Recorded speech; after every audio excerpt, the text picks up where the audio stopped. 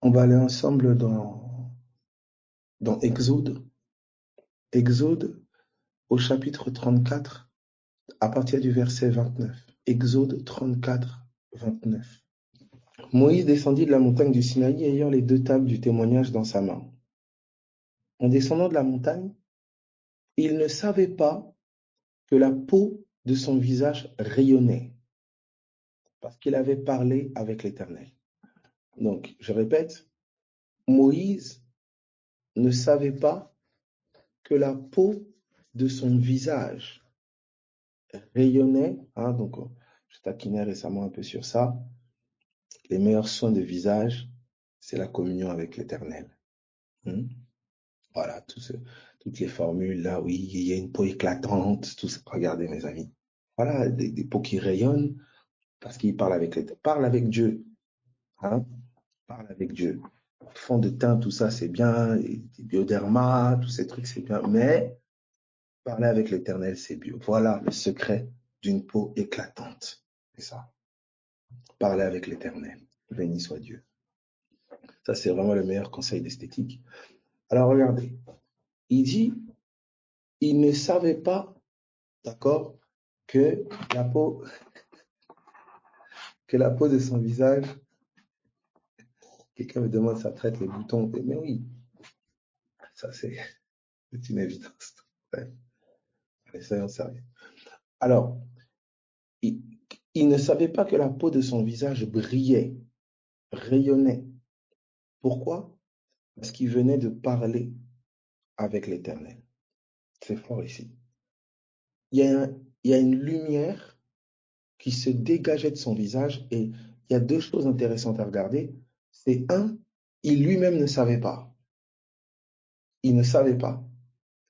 Deuxièmement, parce qu'il parlait avec l'Éternel. Donc, il y a quelque chose qui rayonnait, qui brillait sur son visage en conséquence d'avec qui il avait parlé. Parce qu'il avait parlé avec l'Éternel.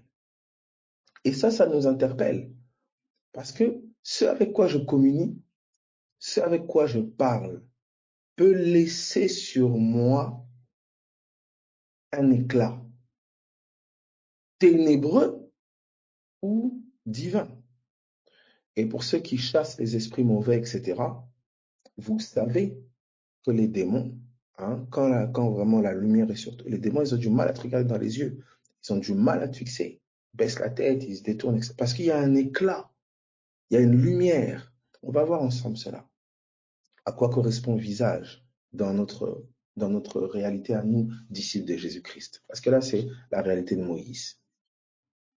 Alors, regardez ce qu'on est en train de nous dire. Donc, il ne savait pas qu'il y avait une lumière qui brillait. Sa peau brillait parce qu'il avait parlé avec l'Éternel. Allons maintenant dans 2 Corinthiens au chapitre 2 Corinthiens au chapitre 3. 2 Corinthiens 3. 2 Corinthiens 3 à partir du verset... Voilà. 2 Corinthiens 3, verset 7. 2 Corinthiens 3, 7. 2 Corinthiens 3, 7. Donc voilà la dermatologie d'en haut. Béni soit Dieu, la communion avec l'Éternel. 2 Corinthiens 3, 7. Donc il dit, or si le ministère de la mort, gravé avec des lettres sur des pierres, a été glorieux, donc il fait référence au ministère de la loi. Il appelle la loi de Moïse le ministère de la mort. Tout simplement parce que la loi, elle condamnait le péché. Donc elle condamnait le pécheur. Le salaire du péché, c'est la mort. La condamnation de la loi quant au péché, c'était la mort. On parle ici du ministère de la mort. Et on l'appelle aussi le ministère de la condamnation. On le voit juste un peu plus loin. Donc on nous dit, or si le ministère de la mort, qu'est-ce qu'on nous dit, a été glorieux, gravé sur des tables de pierre a été glorieux, au point que les fils d'Israël ne pouvaient fixer les regards sur le visage de Moïse à cause de la gloire de son visage. Donc là, on est en train d'apprendre quelque chose. C'est que cette lumière qui était sur le visage de Moïse, c'était la gloire. Donc on est en train de dire que Moïse ne savait pas qu'il y avait une gloire sur lui. Pourquoi? Parce qu'il avait parlé avec l'Éternel.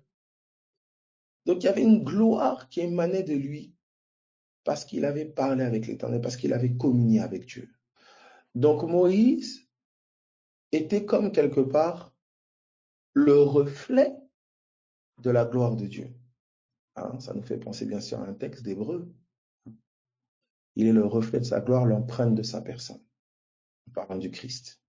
On avait déjà l'ombre de ça ici, avec Moïse. Donc, Moïse ici, en parlant avec Dieu, Moïse avait comme une lumière sur son visage.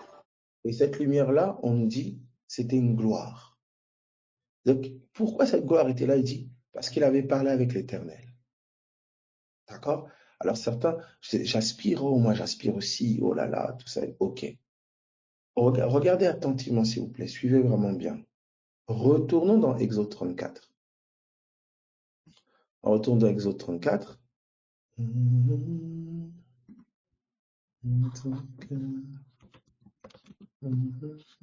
Exode 34. Exode 34.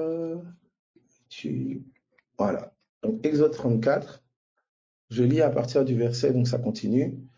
Et il ne savait pas que la peau de son visage rayonnait parce qu'il avait parlé avec l'Éternel. C'est la fin du verset 29. Aaron et tous les enfants d'Israël regardèrent Moïse et voici la peau de son visage rayonnait. Et ils craignaient de s'approcher de lui.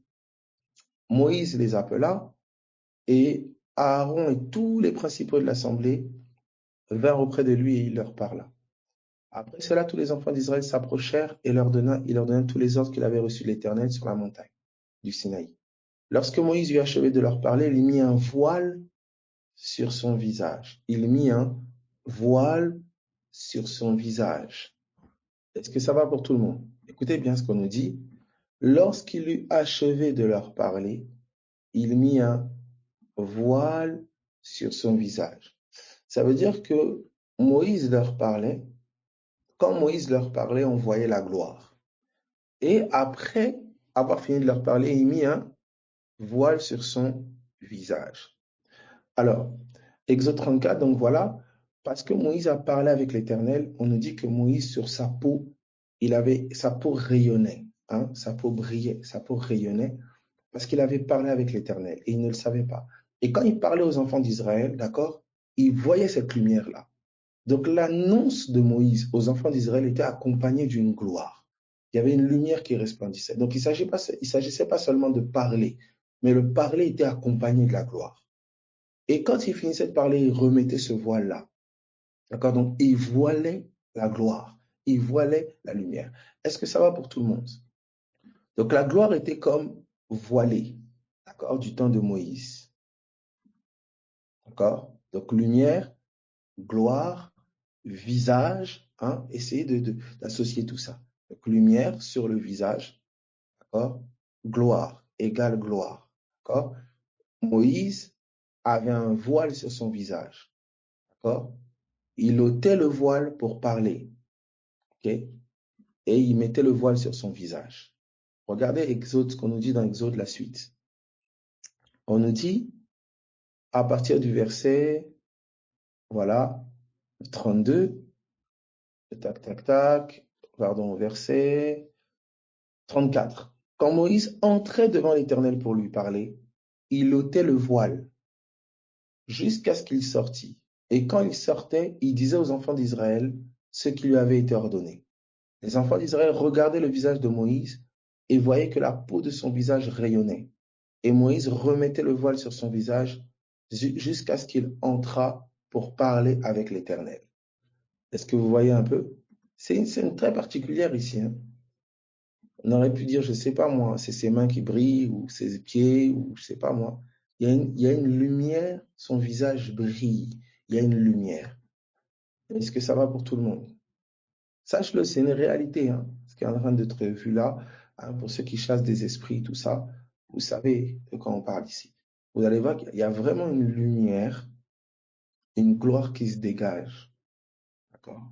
Et alors regardez. Donc, dans Exode ici, on voit qu'il y a cette lumière-là sur son visage, il met un voile, il parle aux enfants d'Israël, il lève le voile, boum, il parle, il y a une gloire sur son visage. Quand il parle à Dieu, le voile était levé.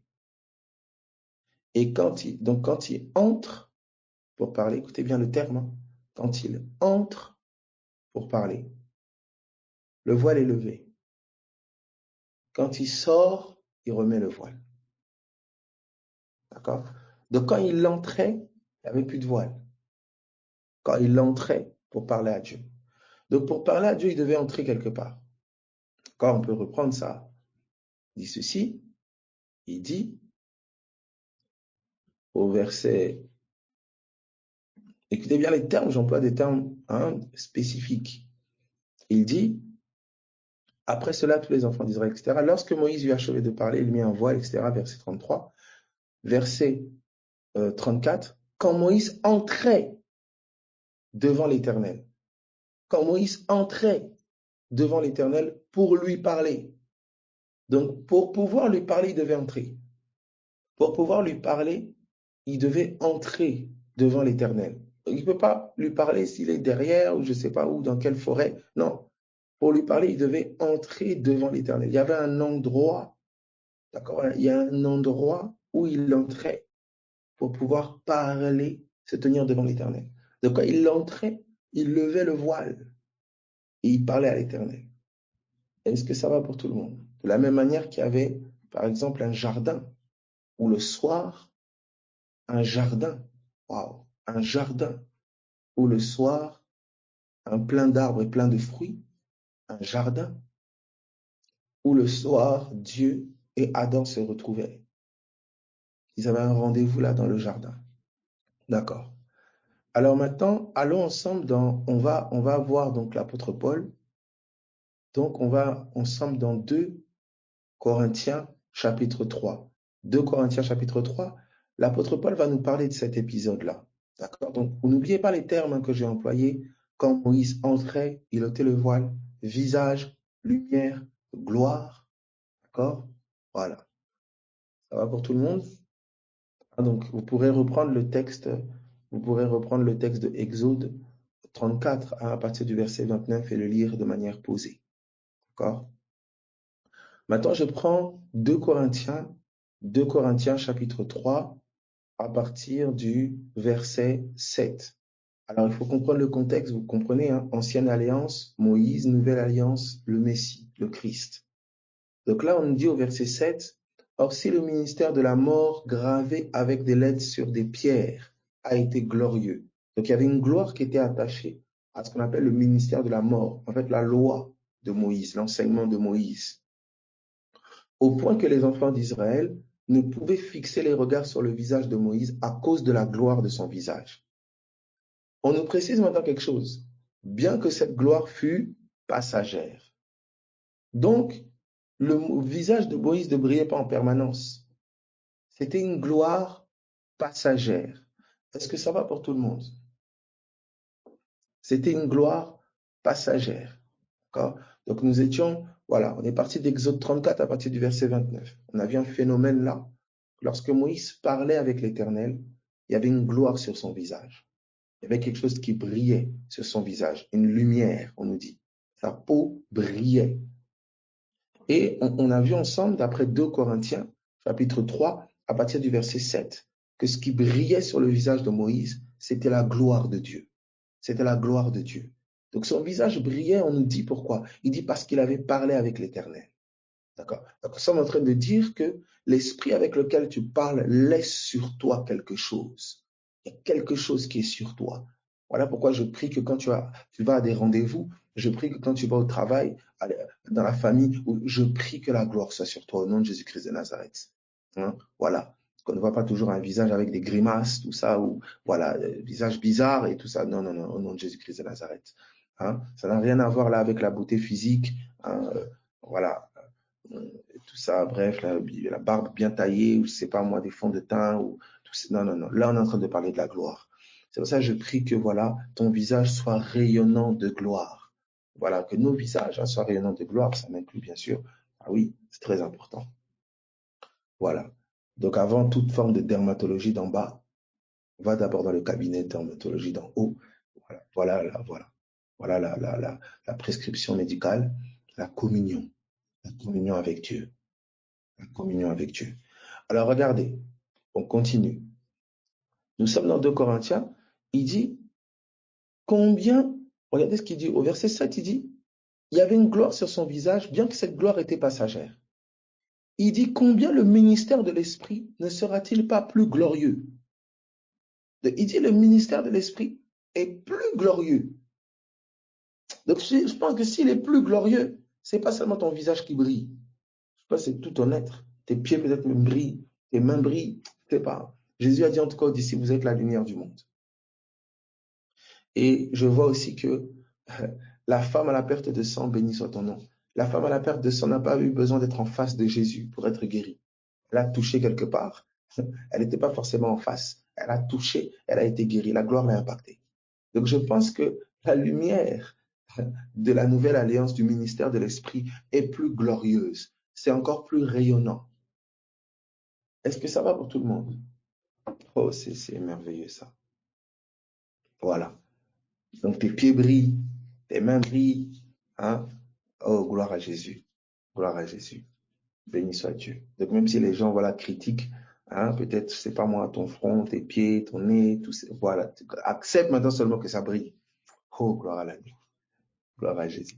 Lumière, gloire. Lumière, gloire.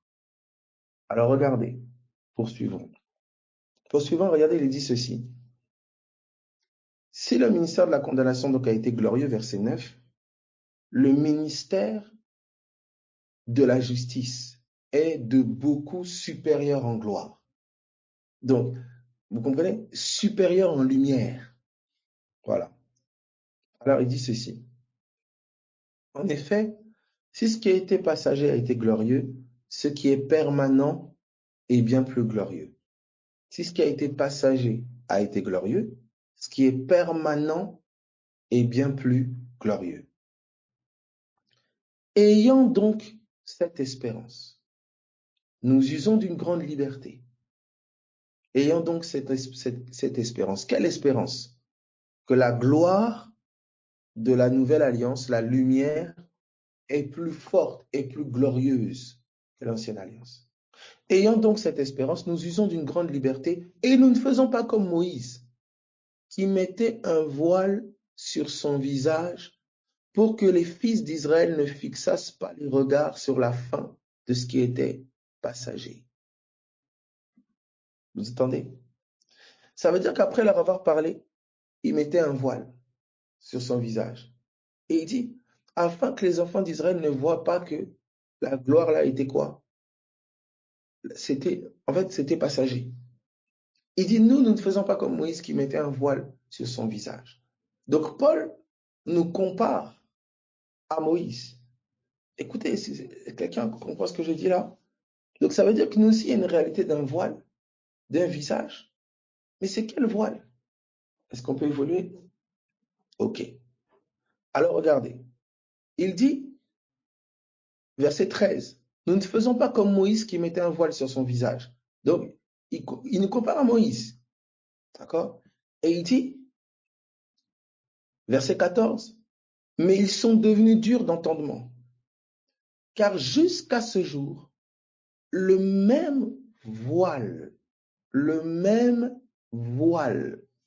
écoutez vraiment, écoutez très attentivement, le même voile, souvenez-vous, le voile cachait la lumière, le voile cachait la gloire, le voile était levé quand ils étaient devant l'Éternel, d'accord? Quand ils annonçaient au peuple, cette histoire de voile, c'est quoi ce voile? Regardez. Le même voile demeure quand ils font la lecture de l'Ancien Testament. Et là, ça devient très intéressant. On nous parle d'un voile qu'il a quand il est devant l'Éternel. On nous parle d'un voile qu'il a quand il est devant le peuple. Mais là, maintenant, on nous parle du même voile qui est là quand ils font la lecture. Ça veut dire que quand je lis, je suis devant quelqu'un. Ah, je suis dans ça. Toi qui n'aimes pas, ah, oui, moi, frère, la Bible, tout ça, machin, tout ça. Écoutez, on est dans une génération, on est en train de vous voler. Lis ta Bible. Paul dira à Timothée, applique-toi à la lecture. Apocalypse dira, heureux celui qui lit. Matthieu 24, que celui qui lit prenne garde. En lisant, tu te tiens devant quelqu'un. Je disais tout à l'heure, pour que Moïse parle à l'Éternel, il entrait. Il entrait. On va voir c'est entrer où. Écoute-moi, lis. Tu vas commencer à interagir avec un esprit. Attendez, on arrive. Est-ce que ça va jusque-là? Est-ce qu'on peut évoluer? Oui, mes frères, pour ceux qui ne savent pas lire, eh bien, on va leur lire. La grande majorité des églises avant primitives étaient sans instruction. Là, quand on lisait, dans les synagogues, on lisait. Paul prêchait, il prêchait des nuits entières, prenant les Écritures, démontrant par les Écritures, Apollos, je vous ai prêché selon les Écritures, Christ crucifié, enseveli, etc., selon les Écritures. S'il vous plaît, il ne faut pas trouver d'excuses. Tu es très à l'aise avec les séries, avec les films, et puis voilà, non, lis ta Bible. Lis ta Bible. Même si tu lis sur tablette, sur ton téléphone, lis ta Bible. Fais la connexion avec l'Écriture. Connecte-toi. Ah, moi, j'ai jamais aimé lire depuis que je suis tout petit. Franchement, on s'en moque. Moi, je suis pas un lecteur. Mais le livre, là, mon ami, c'est pas un livre comme les livres que tu lisais quand tu étais petit à l'école. C'est une autre sorte. Oui, mes frères, moi, j'ai une très mauvaise expérience avec la Bible. Mes parents, ils me parlaient de la Bible, tout ça, et puis, eh ben, tes parents, ils te parlaient mal de la Bible. Ne laisse pas des expériences passées te dicter ta lecture présente. Va, dis à Dieu, Seigneur, renouvelle ma mentalité par rapport à ce livre. Parce qu'on m'a menti dessus. On m'a raconté beaucoup de bêtises. On m'a dégoûté du livre. Donne-moi de voir comme toi tu vois. Et là, tu vas commencer à goûter à certaines choses. Tu ignores que tu es dans le jardin. Il y a une multitude de fruits, une multitude de paroles qui sont là. Ce jardin-là où tu le rencontres. Sa parole. Alors, regardez ce qui est dit. Donc, je reprends. Combien le ministère de l'Esprit ne sera-t-il pas plus glorieux? Alors, si le ministère de la condamnation était glorieux, même plus qu'est-ce que je dis? Excusez-moi. Voilà. À partir du verset 13, pardon. À partir du verset 13. Donc, 2 Corinthiens 3, 13. 2 Corinthiens 3, 13. Ça va?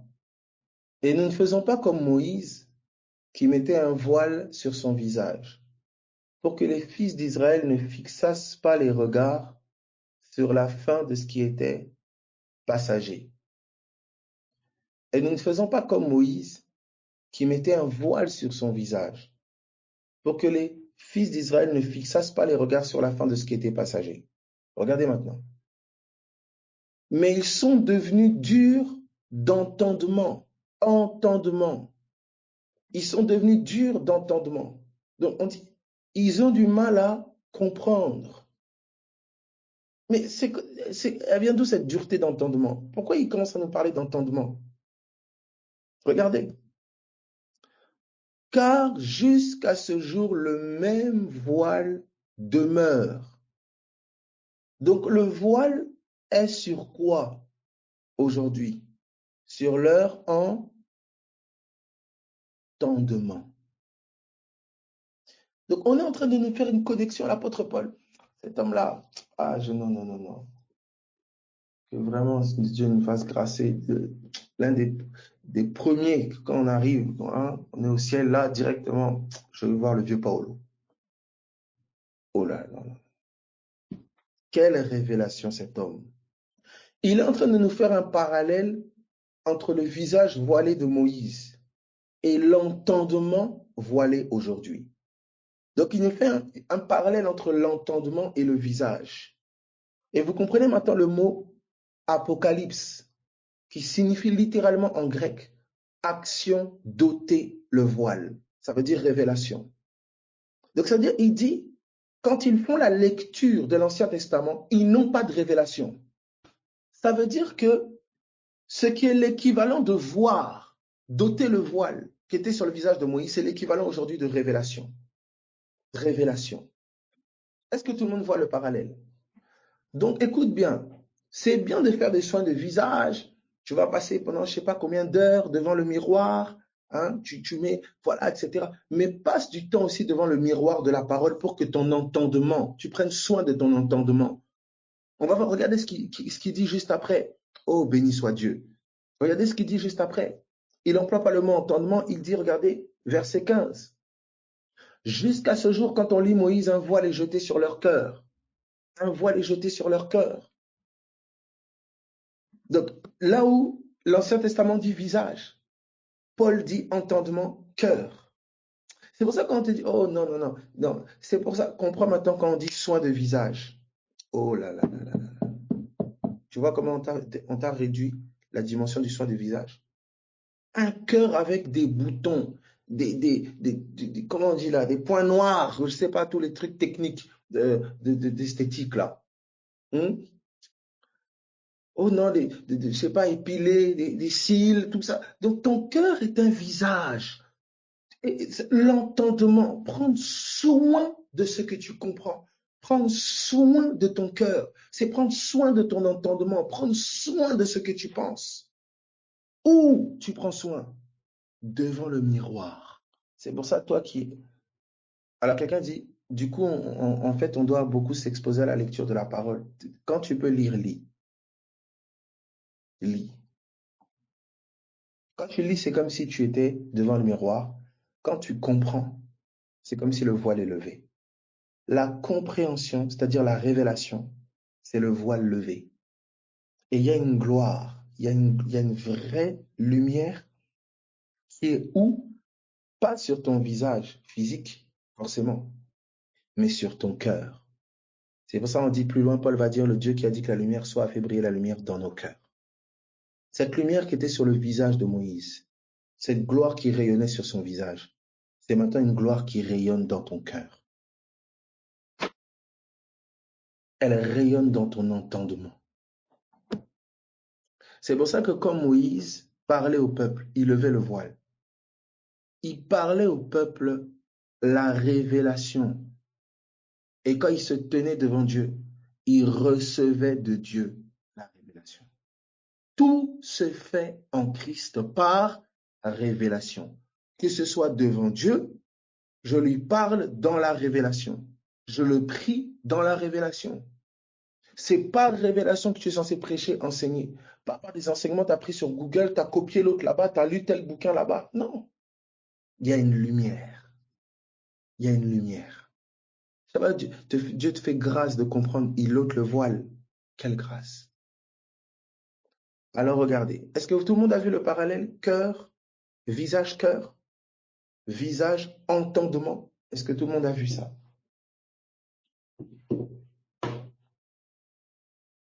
C'est pour ça, des fois, vous voyez les personnes qui mettent trop l'accent. Toi qui es conduit peut-être par le Saint-Esprit dans des trucs de formation, soins de visage, à moi, ma passion, le maquillage, tout ça. Regarde maintenant là, regarde l'ombre et l'image. C'est l'ombre et l'image de quoi? Dieu t'appelle aux soins des cœurs. C'est ça, voilà. Dites-moi maintenant, est-ce que vous allez aller chez une esthéticienne, son sourcil, il est taillé à gauche, l'autre est taillé à droite, il y a un fossile à gauche, fossile à droite, je sais pas moi, au milieu du... Non, est-ce que vraiment vous allez être allé chez une esthéticienne pareil, soin de visage? Vous allez vraiment poser la question, mais s'il vous plaît, c'est qui a fait vos sourcils, madame? Vous faites vous-même? Tu dit, ah oui, je fais moi-même, oui, regardez, oui, tu vas être à l'aise quand tu vas être assis, quand elle va commencer chez toi? Non.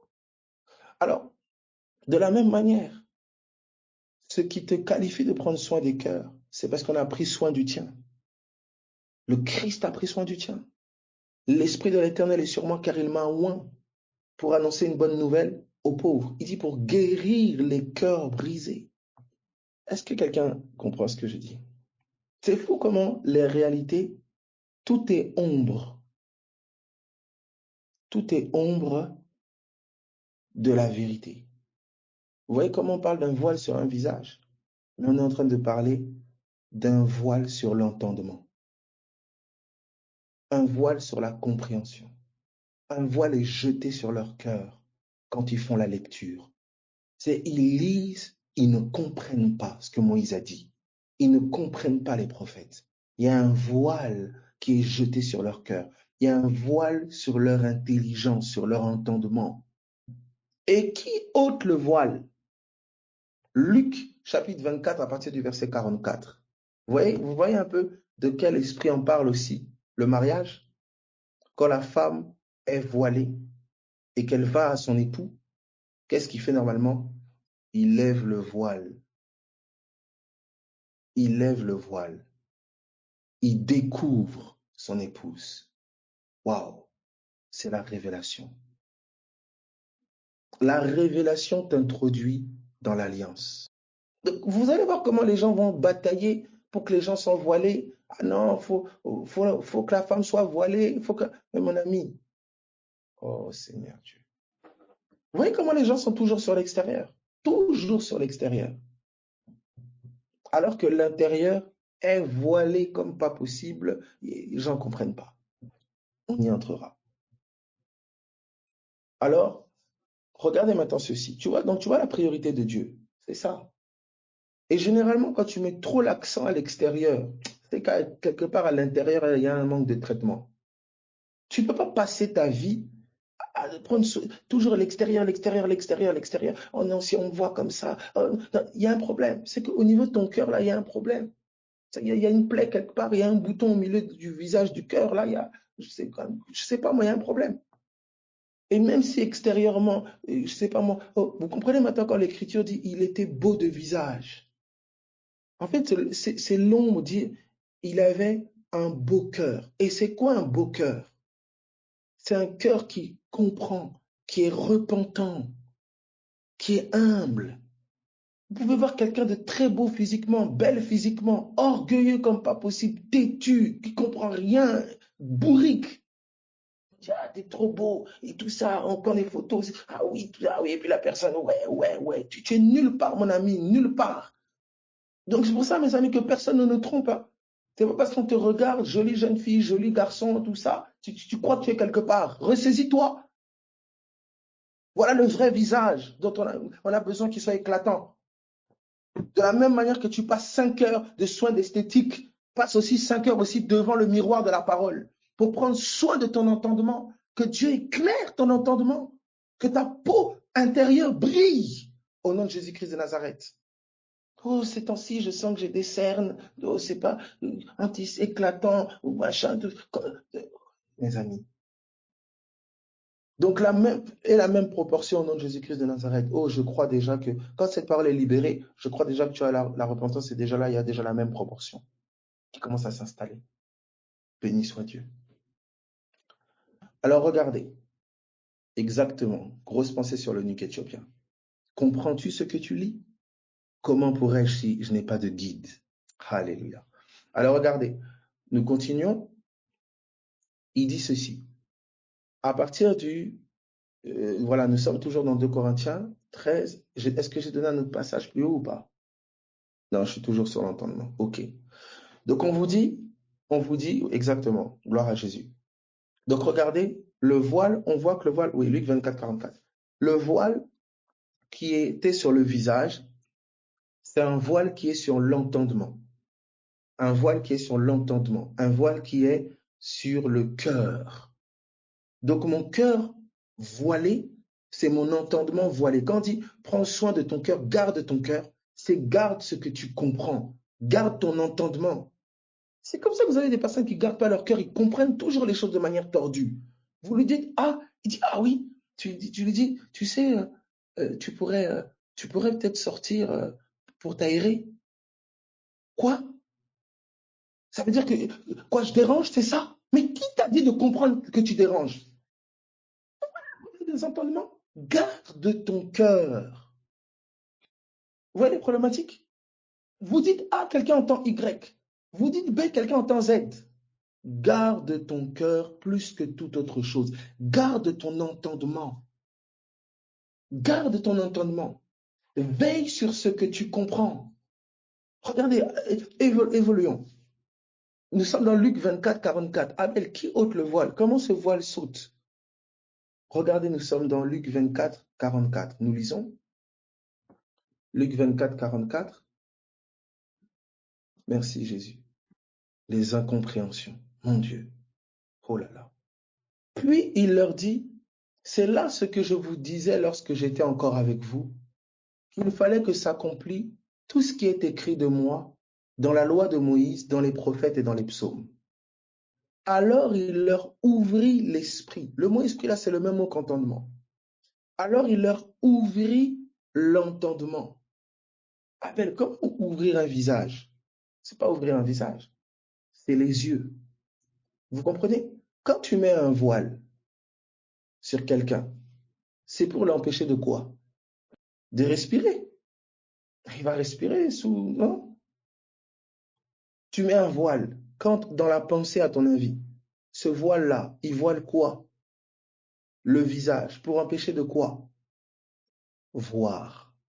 C'est les yeux particulièrement qui sont ciblés quand vous touchez au voile. Ce sont les yeux. L'aveuglement. La personne ne voit pas. Et là, qu'est-ce qui se passe? Il leur ouvrit l'entendement. Ça veut dire, il ôte le voile pour quoi? Regardez, verset 44. Alors il leur ouvrit l'esprit afin qu'ils comprissent les Écritures. Vous entendez ça? Reprenons 2 Corinthiens 13. Un voile est jeté sur leur cœur quand ils font la lecture. Il y a un voile. Le voile est sur quoi? Leur compréhension. Ils ne comprennent pas. Pourtant, est-ce qu'ils lisaient? Oui. Est-ce qu'ils parlaient de ça? Oui. Mais ils ne comprennent pas. Abel, quand je comprends, je dois comprendre quoi? Comment je sais que j'ai compris? C'est quand tu vois Jésus. Regardez ce qui est dit.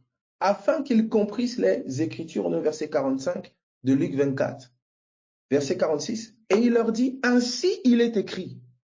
Voici la compréhension. Que le Christ souffrirait, qu'il ressusciterait des morts le 3e jour, et que la repentance et le pardon des péchés sera prêché en son nom à toutes les nations, à commencer par Jérusalem. Vous êtes témoins de ces choses. Ça veut dire que je suis censé voir l'évangile, la bonne nouvelle, voir Christ. Quelqu'un comprend ce que je dis? Il y a une information, il y a une nouvelle qu'on veut te donner. Il y a une information qu'on veut te donner. Et on dit, il y a un voile qui est jeté sur leur cœur. Allons maintenant dans 2 Corinthiens 3. 2 Corinthiens 3, à partir du verset 2 Corinthiens 3. Tac, tac, tac. 2 Corinthiens 3, 15. Allons dans 2 Corinthiens 3, 15. C'est pour ça qu'à chaque fois qu'il y a annonce, soi-disant, de la parole de Dieu, et que Jésus-Christ n'est pas révélé, qui n'est pas annoncé, en fait, c'est là une annonce voilée. C'est pour ça que Paul vous disait, vous pouvez vous faire une idée de l'intelligence que j'ai du mystère, c'est-à-dire des yeux que j'ai. Vous pouvez vous faire une idée de combien je vois. En fait, combien j'ai compris le mystère au travers de ce que vous lisez. Alors regardez, verset 15, jusqu'à ce jour, quand on lit Moïse, un voile est jeté sur leur cœur. Mais lorsque les cœurs se convertissent au Seigneur, lorsque les cœurs se tournent vers le Seigneur, voilà l'un des signes d'une conversion. Qu'est-ce qu'il dit? Le voile est ôté. Ça veut dire qu'un des signes qu'un cœur se tourne vers Christ, c'est qu'il y a un voile sur l'entendement qui saute. La personne commence à comprendre. C'est pour ça que la compréhension dépend de vers qui tu es tourné. Oh Jésus de Nazareth. La compréhension ne dépend pas du nombre d'informations que tu accumules. Vous avez des gens, c'est des têtes, ils ont beaucoup de connaissances, ils comprennent rien, aveugle. Même des fois dans des choses simples, hein. Sa relation avec sa femme, son mari, ses enfants, simples, des choses. À l'école, elle comprend tout, il comprend tout. Mais dans l'esprit, elle comprend rien, elle comprend rien. Parce que dans l'esprit, la connaissance est liée à l'esprit vers qui tu te tournes. La connaissance dépend de la relation que tu as avec un esprit dans l'esprit. Donc il dit, ce voile est ôté. Donc l'entendement est ouvert, la compréhension est donnée. Une fois que le cœur se convertit, c'est-à-dire une fois que le cœur se tourne vers le Seigneur. Exactement. Ah bah si, déjà, voilà. En est-il de même de déchirement du voile du temple? Exactement.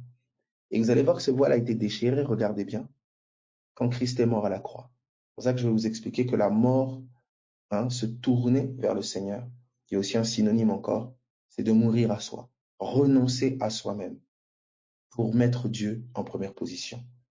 Eh bien, il y a un voile qui saute, il y a un voile qui se déchire. Tu comprends? Dès l'instant où tu vis selon la chair, ton entendement va être voilé, ta compréhension est voilée.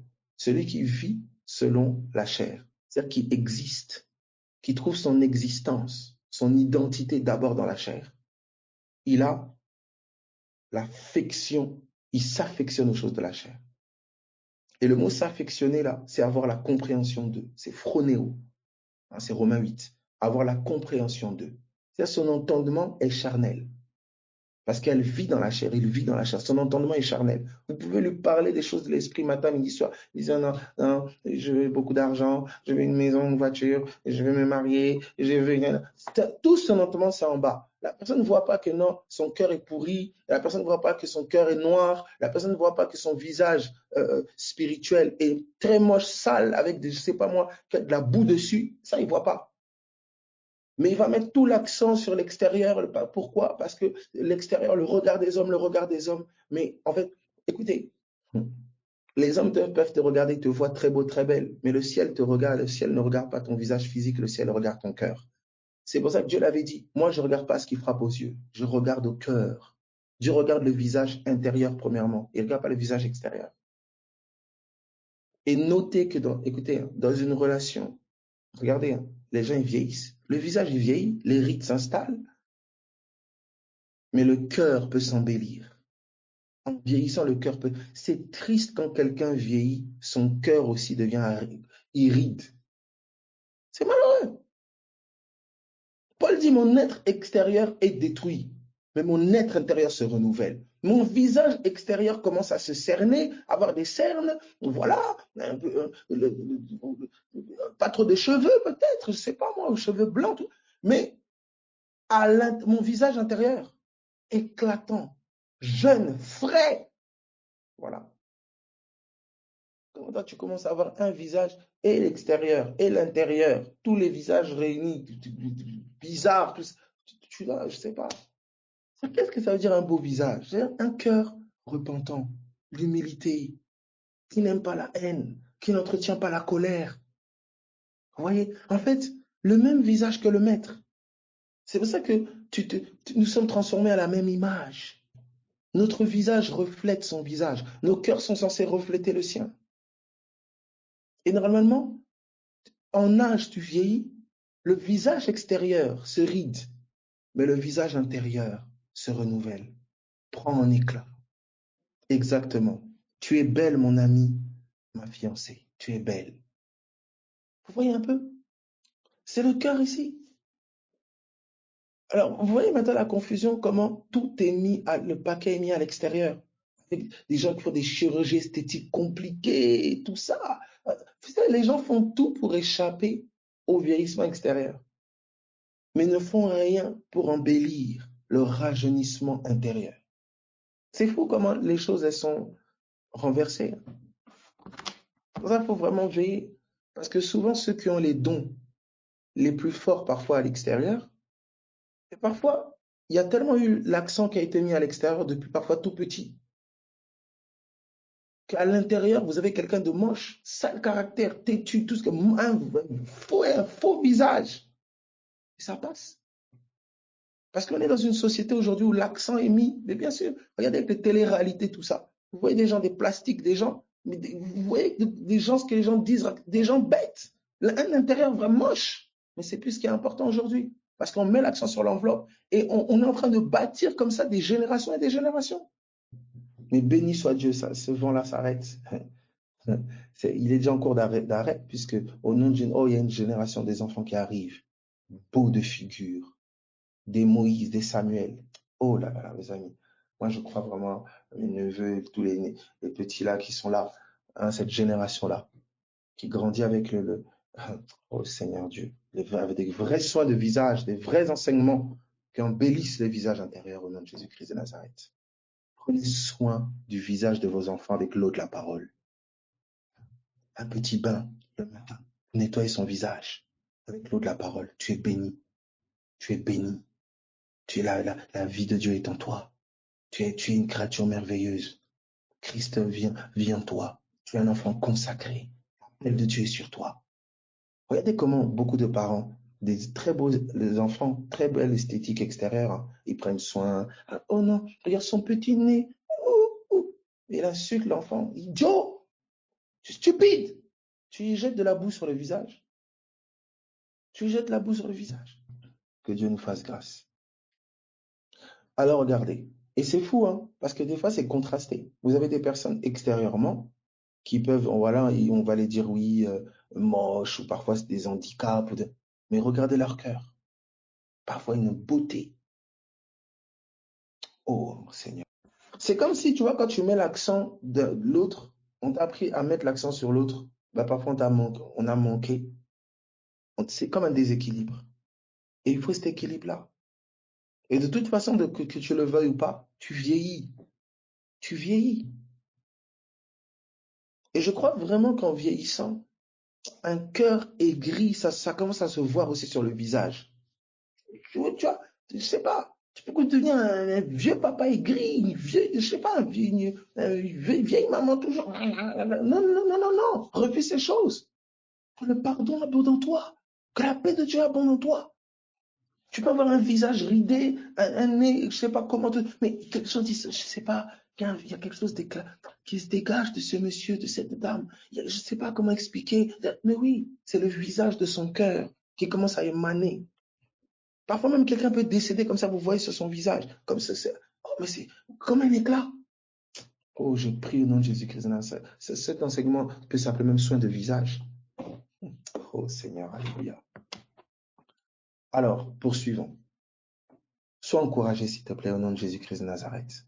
Hein, j'image, bien sûr, je suis ironique certaines choses, mais je dis des choses profondément vraies.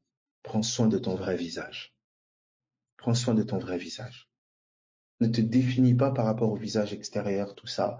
Et non, prends soin de ton vrai visage. Veille à ce que ton vrai visage soit soigné. Devant le miroir de la parole, avec l'eau de la parole. Alors regardez, nous sommes dans 2 Corinthiens. 2 Corinthiens chapitre 13, toujours, 2 Corinthiens chapitre 3, pardon, toujours, à partir du verset, voilà, à partir du verset 15. Ça va pour tout le monde, mettez Y si c'est OK. Merci Seigneur. Alors regardez, il est dit ceci.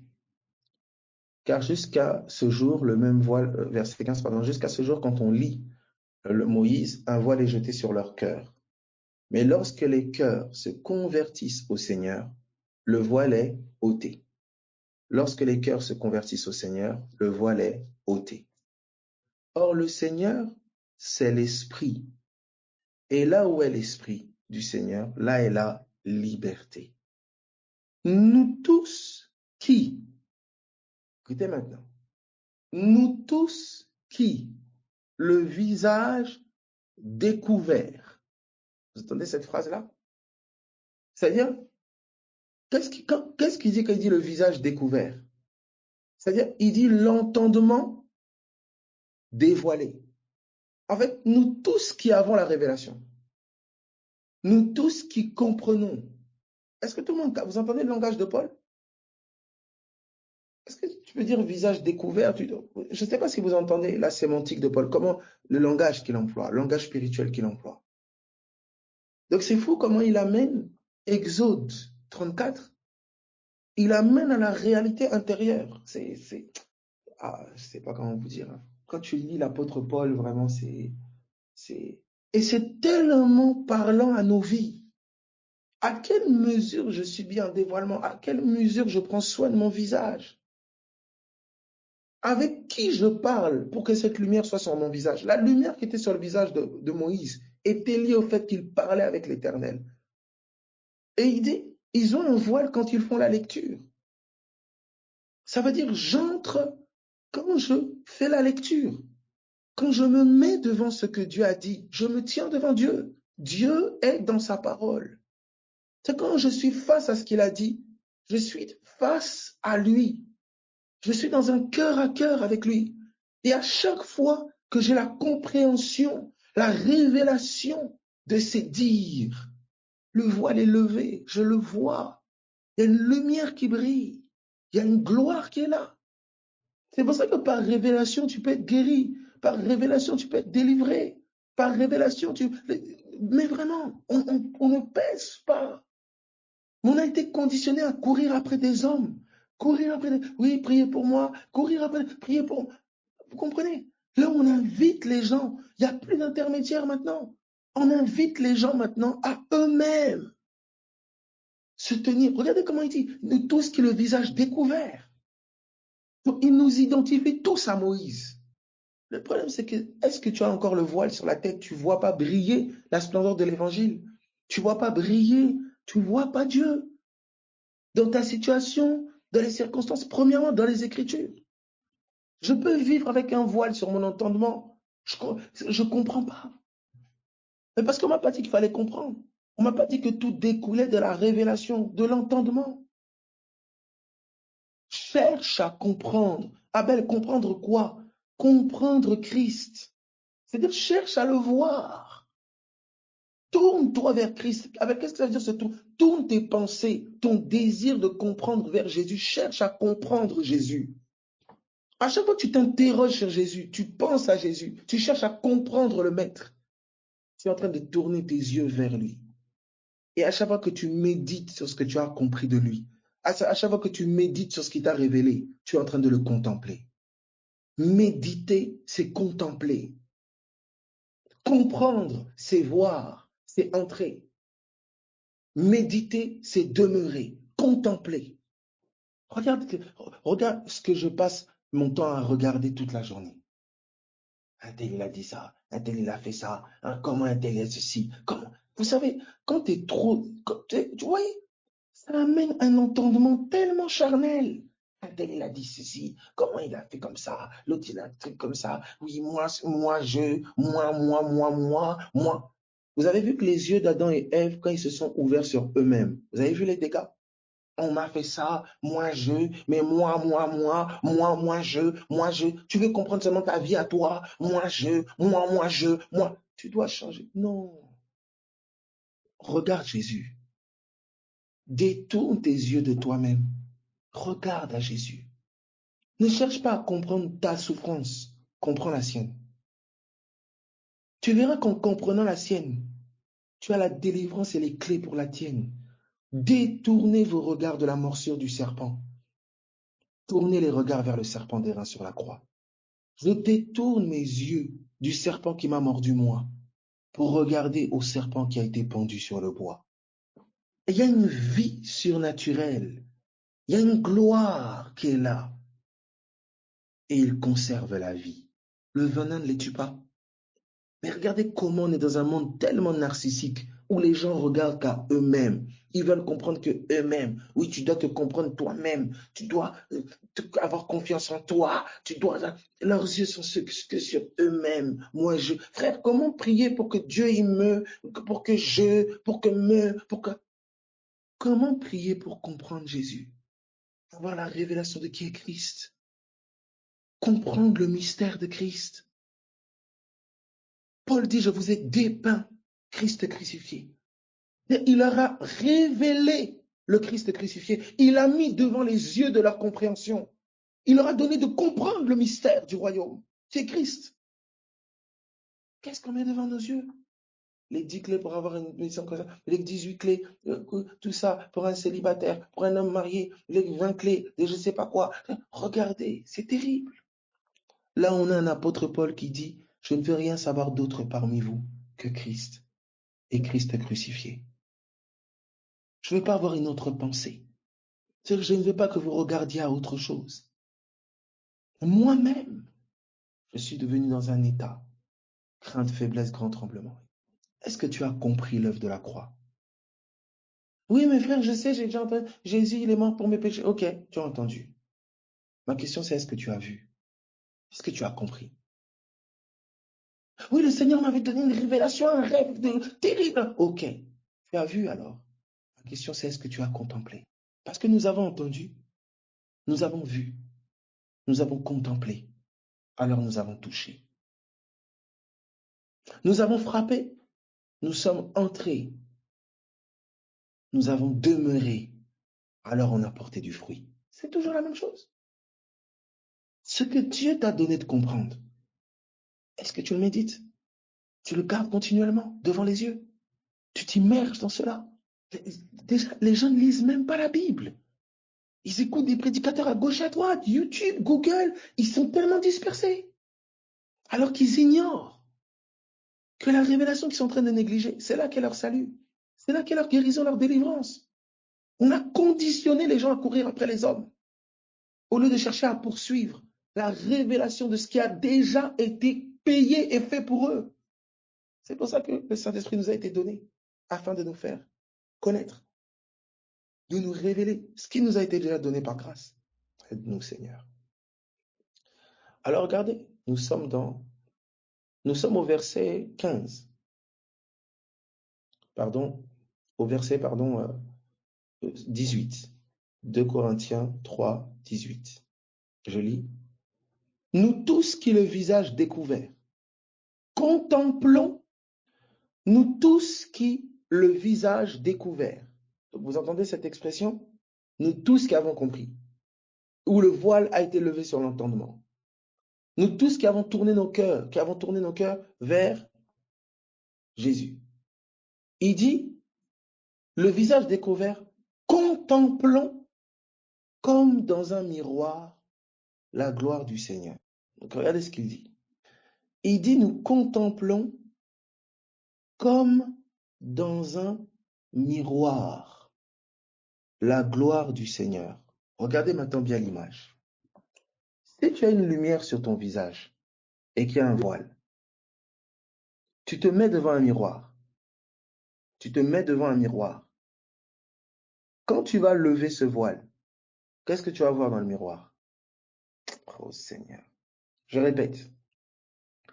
Si tu as une lumière sur ton visage, imagine ta peau, elle est lumineuse, mais qu'il y a un voile sur ton visage.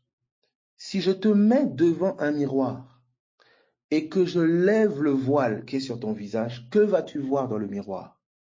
La lumière sur mon visage.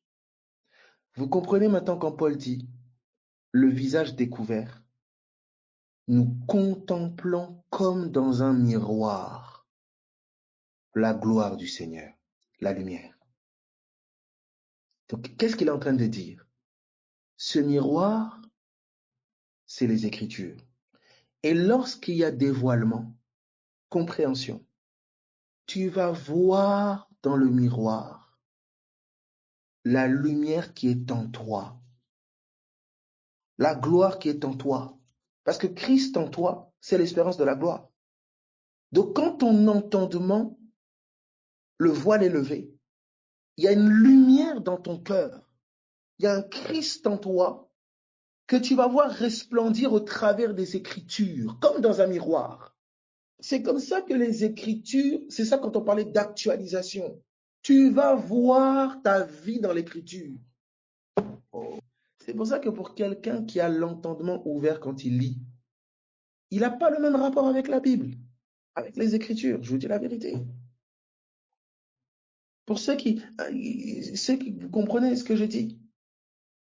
Il y a un truc quand tu lis, je ne sais pas, c'est vivant. Tu vois, des fois, on te prévient dedans, il y a quelque chose. Et là, le Seigneur est comme en train de déployer, de révéler qu'il y a un voile sur l'entendement quand ils font la lecture. Il y a un voile. Et ce voile, en fait, il cache quoi? La gloire qui est sur mon visage. Maintenant, une fois que ce voile est levé, ce voile qui est sur leur cœur est levé, ben, la lumière est là, la lumière qui est en moi, le Christ qui est en moi. Je le vois, je vois cette lumière-là, comme au travers d'un miroir. Donc l'écriture devient comme un miroir qui me renvoie la lumière qui est dans mon cœur. Mais cette lumière qui est dans mon cœur est révélée quand la compréhension m'est donnée. Et la compréhension m'est donnée parce que je me tourne vers le Seigneur pour que la compréhension m'est donnée. Je me tourne vers lui pour que le voile soit levé. De gloire en gloire. Regardez la suite du texte. Quand vous relisez ce texte-là, il est tellement profond. Regardez, on reprend à partir du verset 15. Entendez maintenant, pardon, à partir du verset 18. Entendez maintenant avec cette compréhension, ces clés de lecture. Nous tous qui le visage découvert, nous tous qui, dont le voile est ôté sur l'entendement, le voile est ôté sur le cœur, nous tous donc qui avons compris, qui avons eu la révélation, Apocalypse, révélation, action, d'ôter le voile, action, d'ôter le voile, c'est ce que veut dire Apocalypse, révélation. Donc une révélation est une compréhension, c'est une compréhension du cœur. Quand j'ai une révélation, j'ai compris. Quand tu as la révélation de ta guérison, la révélation de ta délivrance, tu ne cherches pas à ce que Dieu te délivre. Tu as la révélation qu'il t'a délivré. Ton positionnement est autre. La foi naît de la révélation. C'est une révélation. Ce n'est pas une autosuggestion, oui, il faut que non, Dieu m'a guéri, Dieu m'a guéri, Dieu m'a guéri, Dieu m'a guéri, Dieu m'a guéri, Dieu m'a guéri, Dieu m'a guéri. Non, il faut un dévoilement. Parfois, tu n'auras même pas le temps. Juste pendant que tu es en train de lire comme ça, tu médites. La révélation vient, boum, tu vois une action même sur ton corps. Certains même, tu commences à vivre des délivrances. Pour ça, il y en a même quand tu commences à lire, tu commences à somnoler, tu commences à dormir. On dort. Pour certains cas de délivrance, pour ceux qui ont un peu d'expérience, on voit comme parfois les esprits, la personne n'arrive pas à lire la Bible. Ou on lui change les mots. Mais oui. Parce que qui maintient le voile? Le Dieu de ce siècle a aveuglé leur intelligence. C'est une puissance, c'est un esprit qui maintient le voile. Ce sont des esprits. C'est ce qu'on appelle aussi forteresse. Ils maintiennent un entendement voilé. Ils ne veulent pas que tu comprennes le mystère de Christ. Donc ils vont distraire la personne. Vous allez voir quelqu'un devant les séries, ses yeux sont grands ouverts. Toute la nuit, il plume les séries, il plume les séries. Mais mettez-le devant la Bible.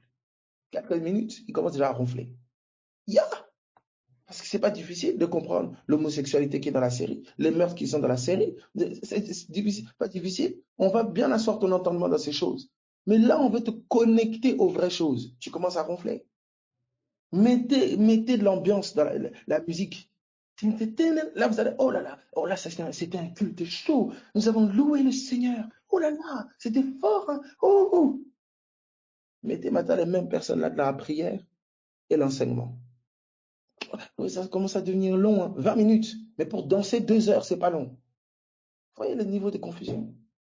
C'est pour ça qu'on doit tout faire pour écarter la personne de ce qui va ouvrir son entendement.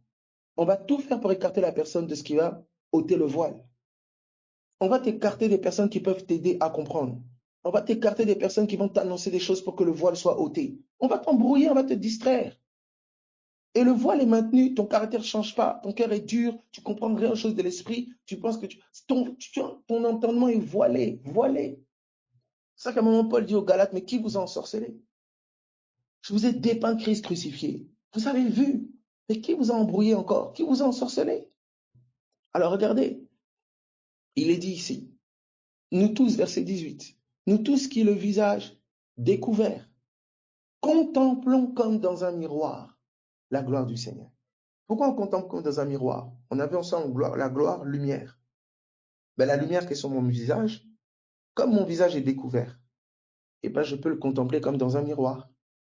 Quel est ce miroir, Abel? On nous dit, quand ils font la lecture, un voile est jeté sur leur cœur. Donc les Écritures sont comme un miroir. Oh là là. Tu comprends? Essaye maintenant. Regarde comment une femme, tu vois comment l'Église est comparée à une épouse? Regarde maintenant comment une femme est avec son miroir. Une femme qui veut se faire belle pour son époux, tu vois qu'elle va avoir un miroir qui traîne quelque part. Petit miroir de poche. Voilà. Les Écritures sont un miroir. Est-ce que ça veut dire que parce que tu n'as pas de miroir, tu brilles pas? Parce que tu n'as pas de miroir, tu n'as pas de visage? Non, tu as un visage. Tu as un visage. Ce n'est pas le miroir qui fait que tu as un visage. Cependant, le miroir reflète ton visage. Tu ne sais pas à quoi tu ressembles sans miroir. Et c'est là que nous entrons dans Proverbes chapitre 27. où on te parle de ce visage qui se reflète dans l'eau. Pourquoi l'eau? Mais c'est la parole. Allons ensemble, Proverbe 27. Proverbe 27. Est-ce que ça va pour tout le monde? Oh, les choses que nous entendons. Seigneur, merci. Proverbe 27, à partir du verset 19. Proverbe 27, à partir du verset 19. Alors, le miroir aussi, d'accord, c'est très important. Des fois, il y a des personnes qui vont lire les Écritures. Et en fait, le truc, c'est que quand tu lis sous une mauvaise inspiration, sous un mauvais enseignement ou une mauvaise inspiration, on va t'en renvoyer une fausse image. C'est comme ça que vous avez des personnes, mais c'est comme ça, mes amis, vous avez des personnes qui voient un Dieu méchant, un Dieu qui tue, un Dieu qui... Parce qu'il n'y a pas la révélation. Quand le voile est ôté, tu vois Christ. Tu vois Christ dans les Écritures. Tu vois Jésus. Il y a quelqu'un qui ne voit pas Jésus, qui voit toujours, mais je comprends pas, Dieu il est méchant, Dieu il est comme ça, Dieu ça. C'est qu'à une certaine mesure, son entendement est voilé. Donc tu peux parler du matin jusqu'au soir, son entendement est voilé.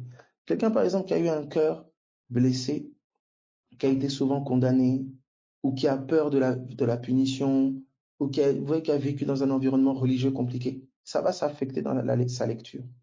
Quand il va lire, à chaque fois qu'il va voir des passages où la colère, je ne comprends pas, c'est un Dieu méchant.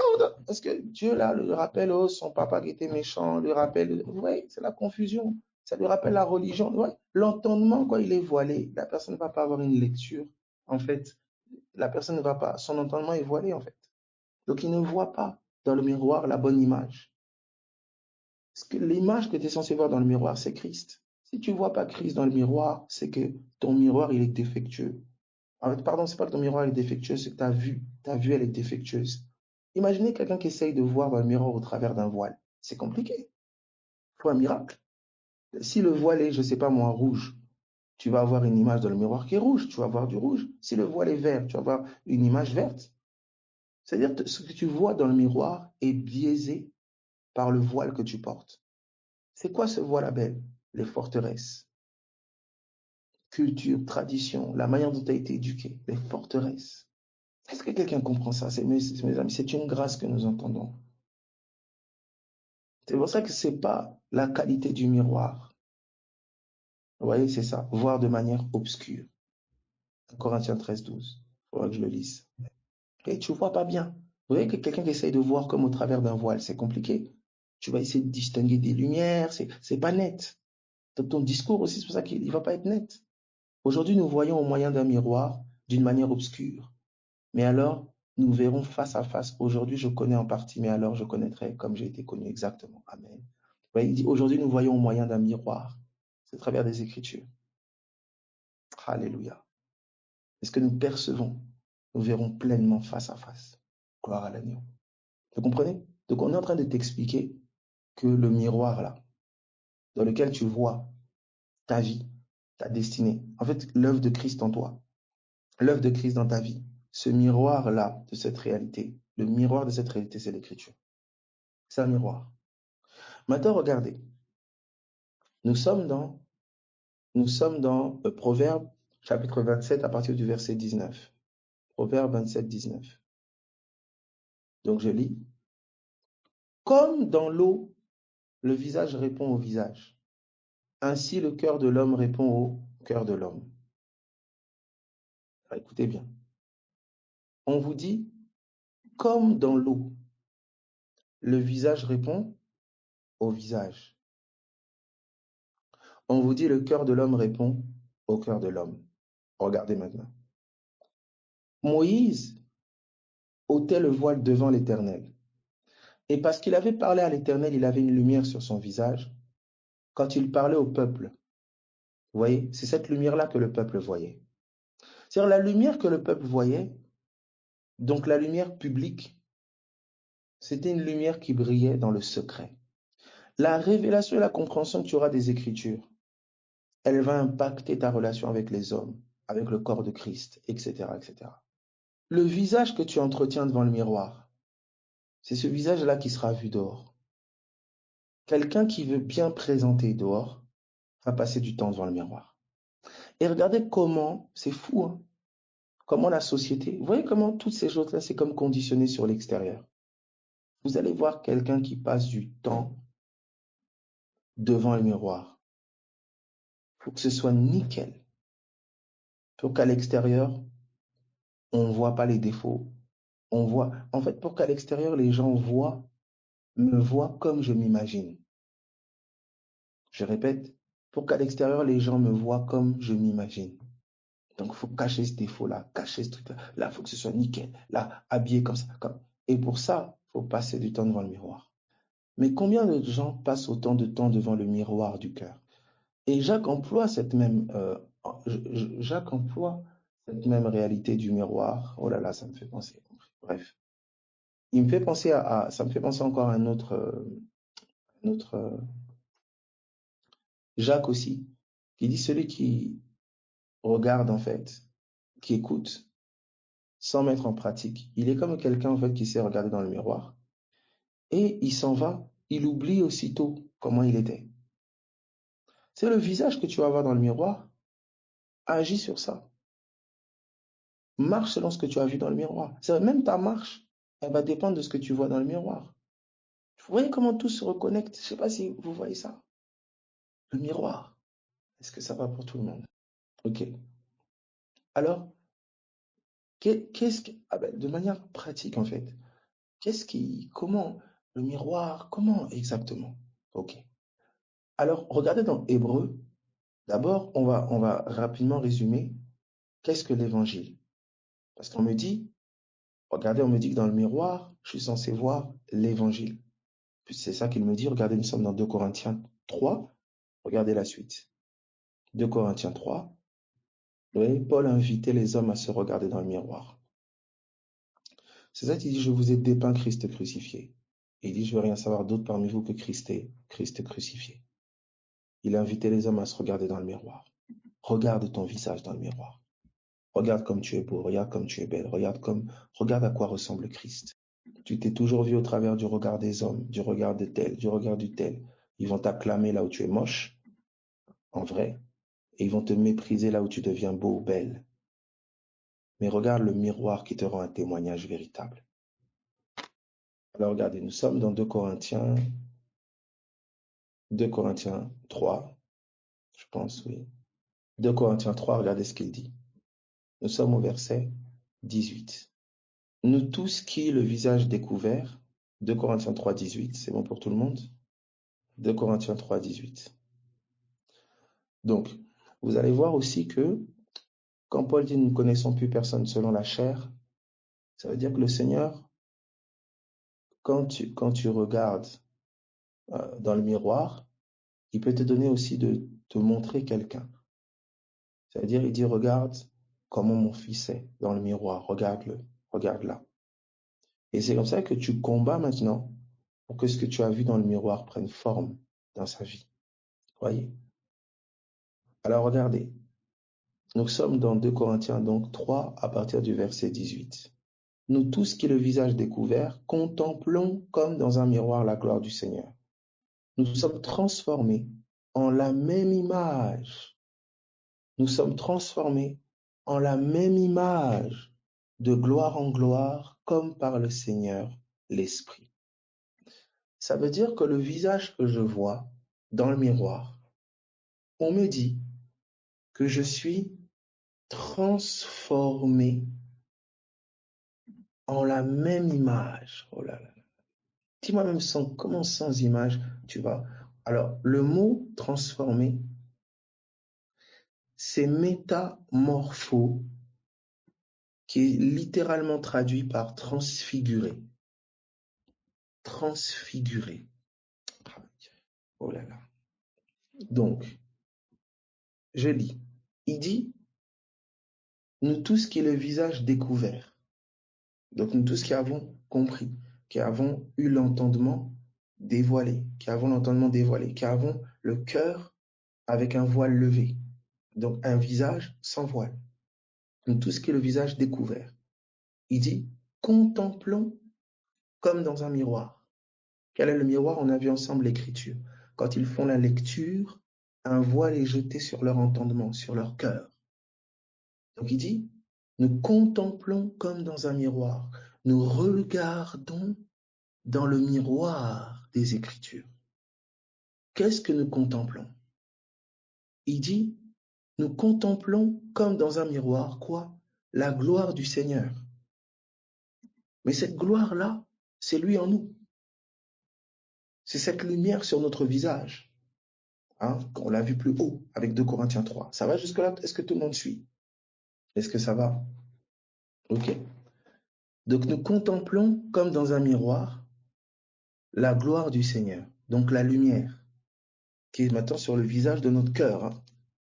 Et il dit, nous sommes transfigurés en la même image. Je répète, vous entendez ça? Il dit, nous sommes transfigurés. Le mot transformé est léger ici en français. Dans le grec, c'est métamorphosé. C'est-à-dire, nous prenons la forme d'eux. Nous sommes transfigurés en la même image. Ça veut dire qu'il y a une puissance qui nous rend conformes, qui nous transforme en la même image. Quelle est cette puissance? Qui fait ça? Par le Seigneur l'Esprit. Ouais, le processus, voilà, tu vois le processus de transformation, de changement, il est là. Ouvert, mes amis, ouvert, pratique. Il te dit, quand tu lis, la révélation que tu as, quand le voile est levé, tu vois Christ. Le Christ que tu vois là, Christ guéri, Christ sauvé, Christ qui délivre, Christ victorieux. Il dit, tu vois l'image que tu vois là? C'est en toi. Et bien à mesure que tu contemples ça, que tu regardes ça, que tu gardes ça à ton entendement, on te dit que l'esprit produit une transfiguration. Tu es transformé à la même image. Ça veut dire que dans le pratique, ta vie va être rendue conforme à ce que tu vois dans le miroir. Oh là. Oh mon Dieu. Est-ce que ça va? Ok. Alors, vous allez comprendre, vous voyez maintenant, c'est comment le Seigneur va te montrer ta situation dans le miroir. Le Seigneur va te montrer, vous voyez, quand on parlait d'actualisation des Écritures, voilà. Oh, quelle grâce, Seigneur Dieu. Merci, Seigneur. Alors, Abel, de manière très basique, qu'est-ce que je vois dans le miroir? Qu'est-ce que je suis censé voir? Parce que finalement, moi, je regarde dans le miroir, je lis et tout, mais je suis censé voir quoi? Allons ensemble, continuons. 2 Corinthiens, chapitre 4. 2 Corinthiens, chapitre 4, à partir du verset 3. D'accord? 2 Corinthiens 4, 3. Est-ce que ça va pour tout le monde jusque-là? Si notre évangile est encore voilé, vous entendez ça? Si notre évangile est encore voilé, regardez, il est voilé pour ceux qui périssent, pour les incrédules dont le Dieu de ce siècle a aveuglé l'intelligence. Donc, si notre évangile, notre nouvelle, et on va voir c'est quoi cet évangile-là, on terminera sur ça. Si notre évangile est encore voilé, il n'est pas voilé pour tout le monde. Il n'est pas incompris pour tout le monde. Il est incompris pour ceux qui périssent, il appelle. Il dit ceux dont le Dieu de ce siècle, donc l'esprit qui règne dans cette ère, dans ce siècle, vous voyez, c'est là que les esprits agissent, a aveuglé leur intelligence. Vous voyez là, le travail d'un esprit dans une communauté, dans un pays, dans une nation, dans des communautés religieuses, etc. C'est qu'il voile l'entendement des gens. C'est pour ça que le combat pour faire avancer une nation, c'est vraiment un combat spirituel, un combat de dévoilement. Mes amis, vous pouvez faire tout ce que vous voulez. Quand un peuple est voilé, quand une communauté est voilée, quand quelqu'un est voilé, c'est compliqué. Jésus. Et c'est spirituel que le voile soit levé. C'est spirituel. Quelqu'un peut être en train de détruire sa vie. On voile son entendement sur sa destruction. Oui. Et il dit, l'évangile est voilés. Il dit pour ceux qui périssent, ceux dont le Dieu de ce siècle, les incrédules, dont le Dieu de ce siècle a aveuglé leur intelligence. Dans quel but? Afin qu'ils ne voient pas briller la splendeur de l'évangile de la gloire de Christ, qui est l'image de Dieu. Donc l'évangile brille. Il y a une gloire. Et afin de ne pas voir ça, on a mis un voile sur leur entendement. C'est ça que les gens vont négliger. De qu'est-ce que je suis censé voir dans le miroir? Quelle lumière? Qu'est-ce qui brille? L'évangile de la gloire de Christ. C'est l'évangile. L'évangile, c'est quoi? Donc on dit, ok, donc dans le miroir, je suis censé voir l'évangile. Oui. Et on te dit que l'évangile que tu vois dans le miroir, là, ta vie va être transfigurée, transformée à la même image. Quelle image? L'évangile. C'est que ta vie va devenir une bonne nouvelle. C'est ce que tu vois dans le miroir. Alors, comment ça? Je précise. Qu'est-ce que l'évangile? Allons ensemble maintenant dans 1 Corinthiens 15, à partir du verset 1er. Est-ce que ça va pour tout le monde? 1 Corinthiens 15, 1. 1 Corinthiens 15, 1. Merci Seigneur. 1 Corinthiens 15, 1.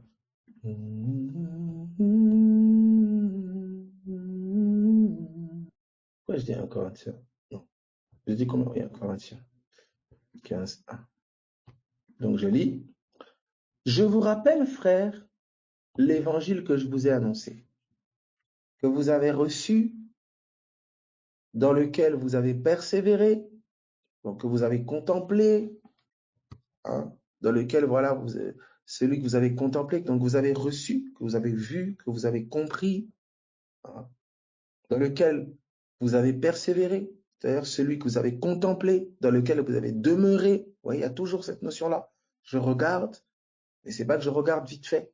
Je contemple, je reste devant. Parce qu'en restant devant, il y a une puissance transformatrice, il y a une puissance de transfiguration qui me rend conforme à ce que mes yeux regardent. Je répète, il y a une puissance transformatrice qui me rend conforme à ce que mes yeux regardent. Donc c'est pour ça, mettez un enfant devant des bêtises, vous êtes en train de l'exposer à un esprit qui le rendra conforme aux bêtises qu'il regarde. Vous entendez ça? C'est pour ça que très tôt, on veut mettre des bêtises devant les yeux des enfants. Et bien sûr, très tôt, les esprits vont tout faire pour pouvoir impacter les yeux des enfants, très tôt, leur compréhension, leur entendement. Voyez? Papa 1, papa 2, hein, les concepts d'immoralité, des choses bizarres qu'on va commencer déjà très tôt à regarder ça. Et leur vie, spirituellement leur vie, tend à être rendue conforme à ce que leurs yeux contemplent et regardent, à ce que leur entendement comprendra progressivement. Voyez? Donc il y a des choses qui sont des lois, il y a beaucoup de choses qui passent consciemment ou inconsciemment. Il y a des grands penseurs derrière qui travaillent à manipuler les masses. Souvent, les gens qui sont parfois élus ne sont que marionnettes, qui sont dirigés, ils doivent suivre des décisions. Exactement comme Akab. Akab, c'était un roi, mais Jézabel, sous inspiration, dictait au roi les décisions à prendre, les orientations à prendre. La plupart des autorités, il y a des enjeux derrière, il y a des conseillers spirituels. Regardez toutes les royautés, c'était comme ça. Il y avait un collège de sages. Il y avait près des rois d'Israël, il y avait des prophètes. Ça, les prophètes, vous n'allez pas les voir ouvertement. Ça va être un conseiller derrière qui est dans la franc-maçonnerie, un conseiller derrière qui est dans l'ombre, qui pratique telle ou telle chose, qui va aiguiller l'autorité en question, qui va aiguiller le président, qui va aiguiller les décisions par rapport aux décisions à prendre. Et cette personne-là qui est en train d'aiguiller, elle parle sous un esprit qui lui connaît. C'est un démon, c'est un esprit mauvais. Vous voyez? Donc c'est pour ça que toutes les figures politiques ne sont pas forcément conscientes de la manipulation. Il y en a qui sont sincères, etc., mais elles sont comme parfois prises en otage par certains conseillers spirituels qui vont les orienter dans une direction ténébreuse. Donc c'est pour ça que la plupart, pour beaucoup, sont dans des sectes et des choses, etc. pareil. Et parfois même dans ces sectes-là, en bas, tu vois pas la mascarade. Dans les premiers degrés, tu vois pas forcément le mal. On te dit que c'est des groupes de réflexion, etc. Alors qu'en fait, quand tu vas dans les hautes sphères, les têtes, les penseurs, ceux qui sont tout en haut, les leaders, ont des pratiques spirituelles. Ils consultent des esprits, ils ont des pratiques spirituelles. Mais quand tu es en bas, tu ne vas pas le voir, ça. Est-ce que quelqu'un comprend ça? C'est comme ça que vous avez toujours eu dans l'histoire d'Israël des vrais prophètes et des faux prophètes. Des faux prophètes qui conseillaient les rois, qui orientaient les rois, qui poussaient les rois à prendre certaines décisions, qui allaient à la cour du roi. Et vous aviez des vrais prophètes qui disaient la vérité au roi. Ouais. Et les rois, avec des cœurs humbles, écoutaient les vrais prophètes. Mais les rois, quand l'orgueil gagnait leur cœur, ben, ils écoutaient généralement les faux prophètes. Et ils plongeaient la nation dans le chaos. Donc souvent quand les gens disent oui, tel leader politique, il pratique la sorcellerie, ça n'est pas forcément. Il y a des leaders politiques qui sont sincères, mais ils sont entourés de conseillers qui sont inspirés souvent démoniaquement. Parce que c'est une stratégie satanique que de mettre des conseillers dans les hautes sphères de la société. C'est une stratégie. Il y a des conseillers qui agissent dans l'ombre, qui sont des conseillers de Satan. On va placer une sataniste là, on va placer un sataniste là. Est-ce que quelqu'un est en train de comprendre ce que je dis? Mais vous le voyez aussi dans les assemblées. Vous allez voir un serviteur, tout ça, qui était intègre, etc., etc. Il commence à monter, gagner en influence, et puis on place dans ses pattes des faux prophètes, des fausses prophéties. Oui, je vois, oh là là, une gloire spéciale sur toi, un ministère merveilleux, où tu es un grand serviteur. Le gars sa tête commence à gonfler. Et puis comme il voit des miracles, il voit des choses, tout ça, sa tête commence à gonfler. Et il n'entend plus. Quand le cœur est gagné par l'orgueil, les oreilles se ferment. Et les oreilles n'entendent plus la vérité de l'évangile.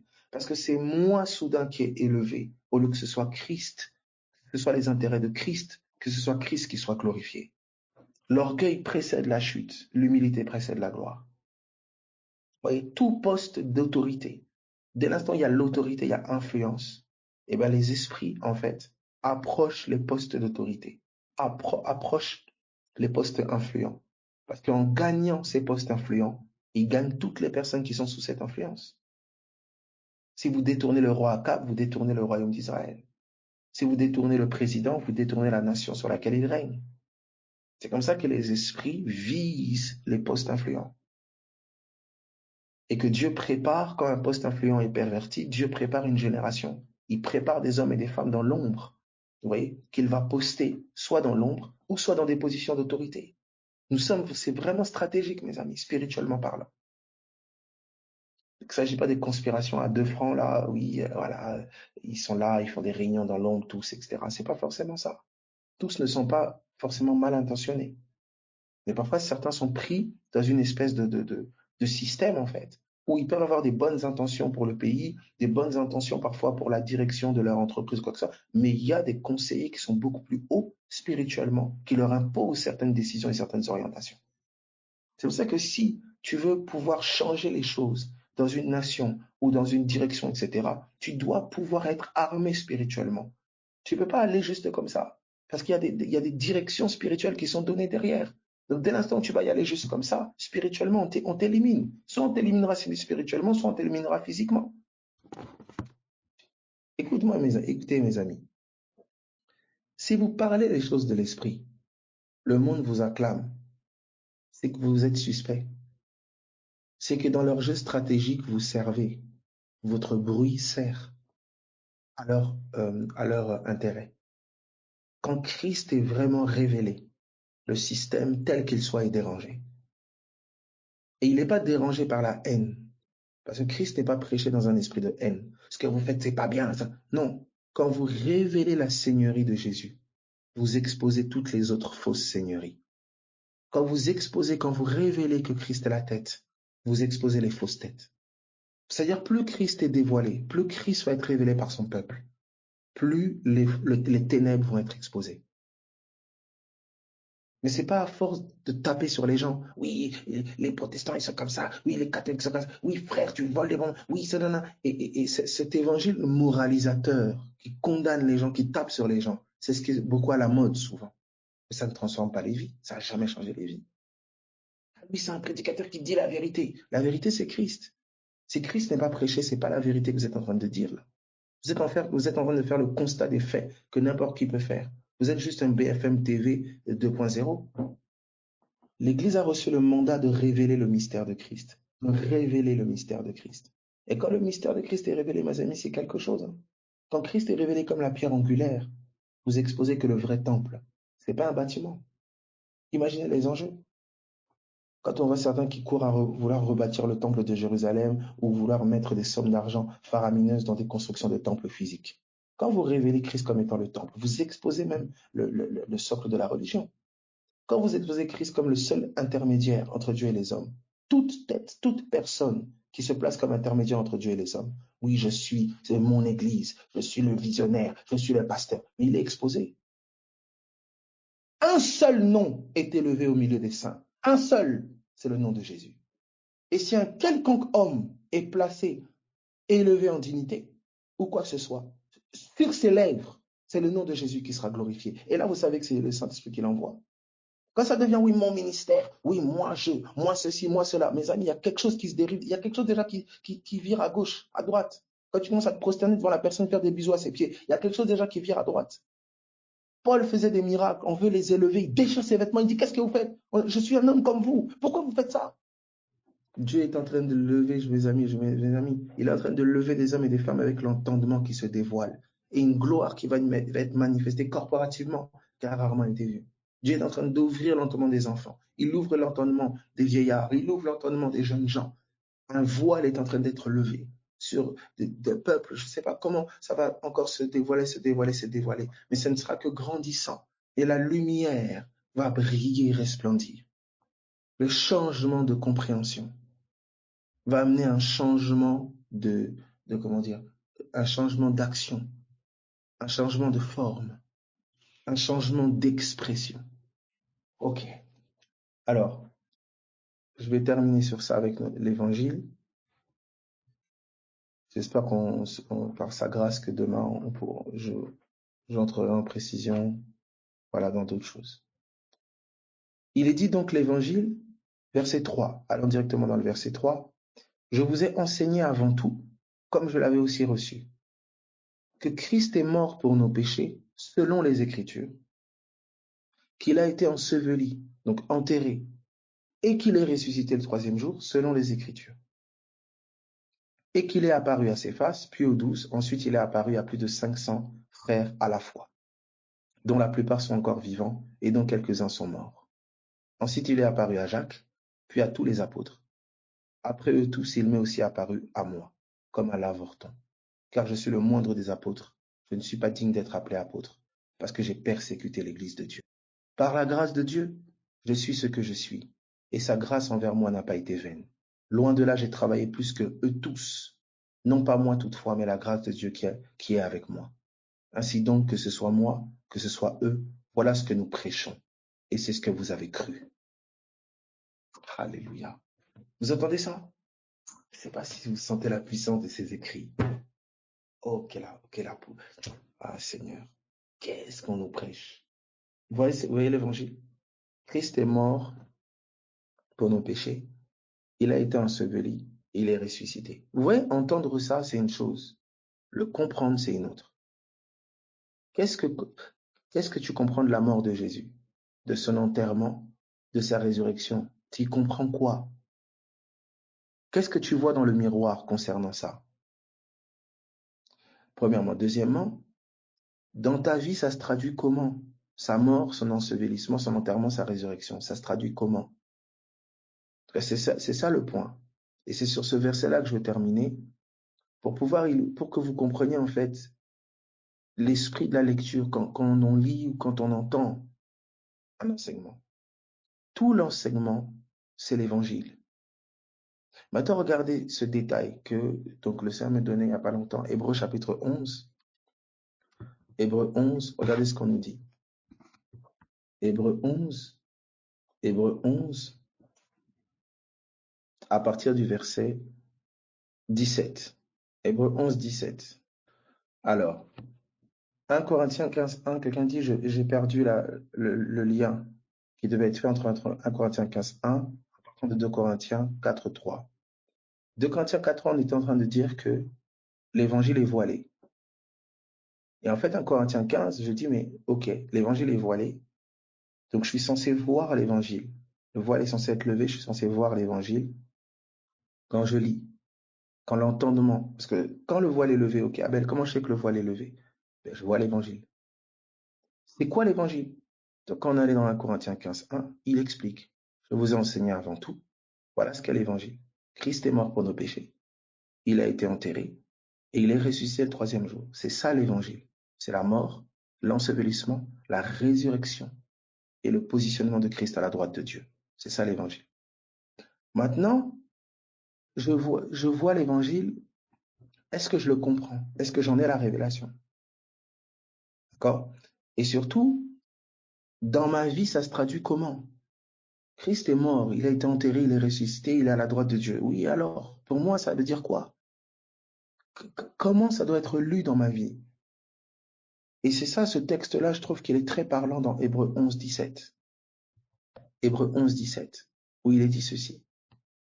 C'est par la foi qu'Abraham offrit Isaac lorsqu'il fut mis à l'épreuve. Écoutez bien, lorsqu'il fut mis à l'épreuve, il offrit son fils unique. Vous entendez déjà la croix ici. Regardez la suite. Lui qui avait reçu les promesses. Et à qui il avait été dit en Isaac sera nommé pour toi une postérité. Il pensait que Dieu est puissant, même pour ressusciter les morts. Aussi le recouvra-t-il par une sorte de résurrection. Une sorte de résurrection. Donc, écoutez bien. On est en train de me dire que il y a plusieurs sortes d'évangiles. Qu'est-ce que je dis ici? Il y a l'évangile dans la vie d'Abraham. Il y a l'évangile dans la vie de Ruth, dans la vie d'Isaac, dans la vie de Jacob, dans la vie d'Adam. Il y a l'évangile dans ta vie. On vous dit ici, Abraham offrit son fils unique. C'est une sorte de Christ crucifié. Et il croyait que Dieu était puissant pour le ramener à la vie. Il avait foi dans le Dieu qui pouvait ressusciter son fils. Et quand il récupère son fils, il dit c'est une sorte de résurrection. Ça veut dire qu'on a vu l'évangile dans la vie d'Abraham. Et on a vu du coup la vie d'Abraham dans la vie de Christ. Puisque la mort, l'ensevelissement et la résurrection de Jésus, c'est ce qu'Abraham a vu. Vous comprenez quand Jésus dit Abraham a vu mon jour. Jonas, il va passer 3 jours et 3 nuits dans la bouche du poisson. C'est une sorte, et regardez bien, il est jeté par les gens du bateau dans l'eau. C'est les gens avec qui il était sur le bateau qui l'ont jeté dans l'eau. Comme Jésus a été livré par ses frères, celui qui était dans la même barque qu'eux, il a été livré par ses frères à la croix. Il a passé 3 jours et 3 nuits dans le sein de la terre, comme Jonas a passé 3 jours et 3 nuits dans le sein du poisson. Et Dieu a parlé au poisson. Le poisson a craché Jonas. Comme Dieu est descendu et qu'il a menacé le séjour des morts. Et le séjour des morts a craché Christ. Ça veut dire que quand on lit l'Ancien Testament, on est censé voir l'évangile dans la vie de tous ces gens. Donc, ça veut dire que la vie de toutes ces personnes-là se réduit à un seul message. La mort de Christ, son ensevelissement et sa résurrection. Ça veut dire que dans ta vie, il y a aussi la mort de Christ, l'ensevelissement et la résurrection de Jésus. Quelle est la forme de croix que tu vis? Quelle est la forme d'ensevelissement que tu vis? Et quelle est la forme de résurrection que tu vis? Eh bien, dans le miroir de la parole, tu vas le voir. Oh, ça c'est... On aura l'occasion d'y entrer plus en détail demain. Il est déjà 23 heures. Réécoutez. Réécoutez. Reprenez les textes. Il y a la liste des textes qu'on fait généralement. Reprenez-les. On touche vraiment à quelque chose. Vraiment, c'est une grâce. Reprenez. Ok, gloire à Jésus. En tout cas, passez vraiment une bonne soirée, une bonne nuit, pardon. Voilà. Et que le Seigneur vraiment vous fortifie. Regardez-vous dans le bon miroir. Bon courage à tous. Passez une bonne nuit. À demain, j'espère.